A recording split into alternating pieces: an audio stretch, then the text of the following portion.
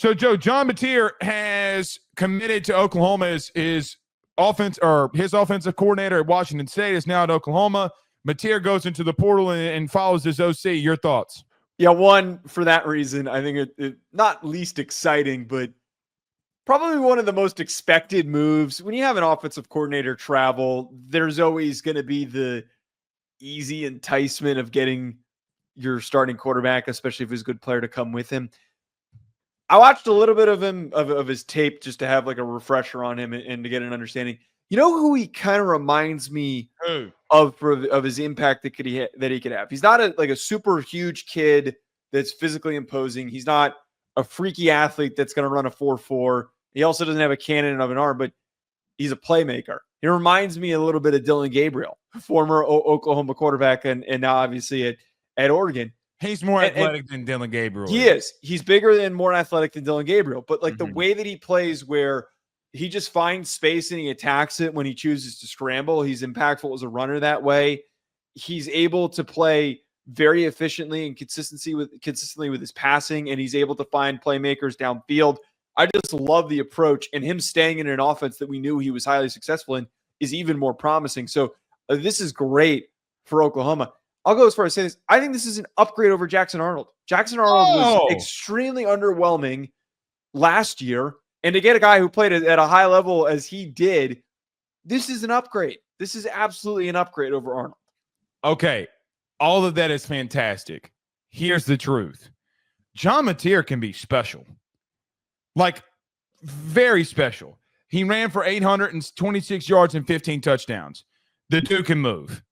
And you're going to need him to move because that O-line's still going to be shaky. They're going to have to go back in the portal here. And they're going to have to develop and recruit from within. Mm-hmm. It's still going to be shaky. I don't know if it's going to be as bad as it was this year. I don't think it's as bad as it was this year. I think it does get better. I think they'll figure some things out. But the kid's an outright playmaker. And here's the thing. Blaine Crane said this, and I quoted it. I'm going to say it again here. Whoever is recruiting and developing quarterbacks has an eye for quarterbacks. This is Cam Ward and John Mateer. Like, this kid can come in here and play. Here's the issue that I have with you. If he goes 7-5 and still makes big-time plays, it's a big accomplishment. Let me tell you why. Look at Oklahoma's schedule going into next season.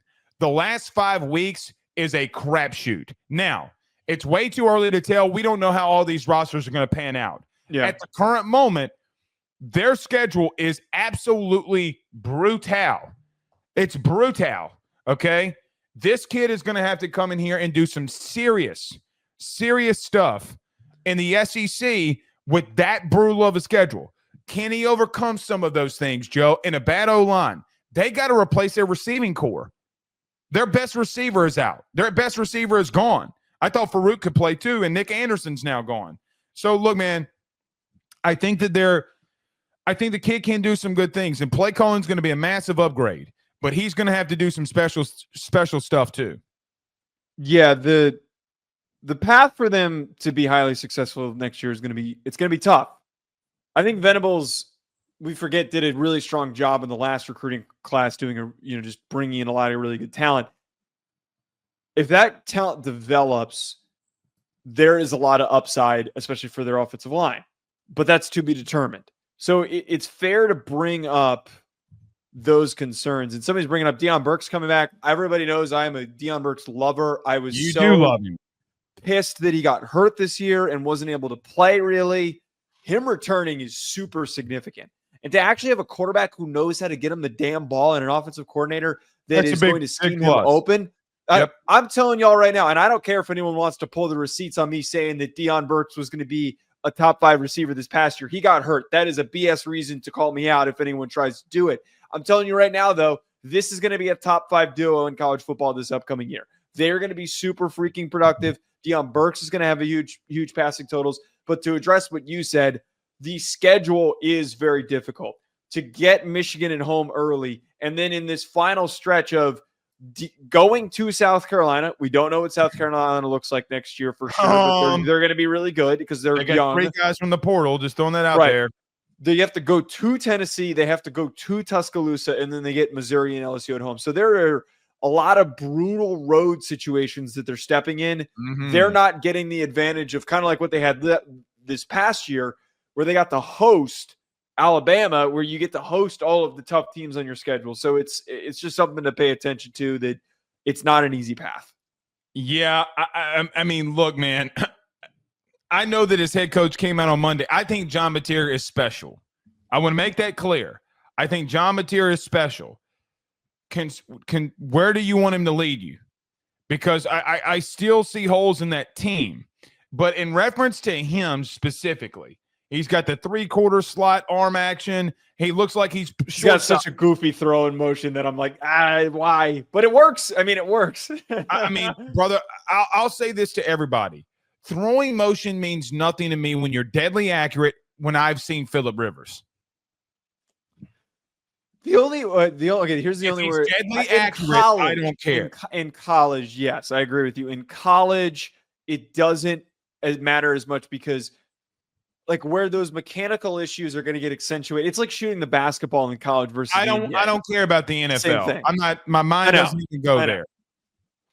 Good athletes will prevail. That's the takeaway. Well, his head coach said that he's probably going to be the best player in the country next year, and I got to agree with him. I think that he has that potential. How does the team play though? That's the biggest. That's the biggest thing that I was going to get to there. Here's the thing. He could have. Hear me out. He could have a Cam Ward, maybe Jaden Daniels-ish. Okay, wait. Okay, we're getting a little too far. That's a little too spicy for me. No, I'm not, because impact is different than the player.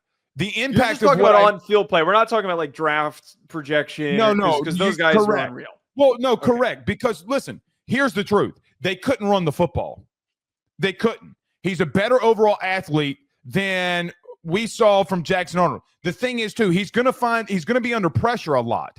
Right? So he's going to be able to move. The impact is different when you have a struggling O-line.